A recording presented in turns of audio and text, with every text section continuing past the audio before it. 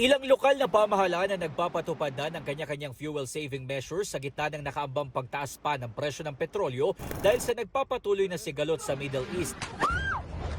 Bilang dagdag na pagtitipid, iminumungkahi ng ilang mambabatas na gawin munang 4 na araw ang pasok. Pero sa ilang manggagawang nakausap natin, hindi pabor sa panukala, lalo na yung mga no work, no pay. Tulad ng 39 years old na si Maxi na maagang bumiyahe mula Caloocan. Hindi aniya sasapat para sa kanilang pamilya ang kanyang sasahurin kung 4 na araw kada linggo lang siyang papasok. Pag 4 na araw lang po yung pasok na yan, mabibitin po yung budget ng mga mamayang Pilipino dito sa bansa natin.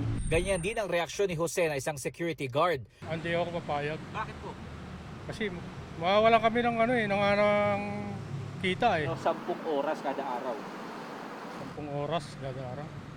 Hindi rin ako papayag. Pagod daw.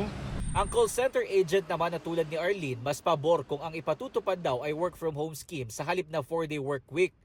Habang may gera pa po sa ibang bansa, so syempre po apektado yung transportasyon kasi magmamahal po yung gasolina.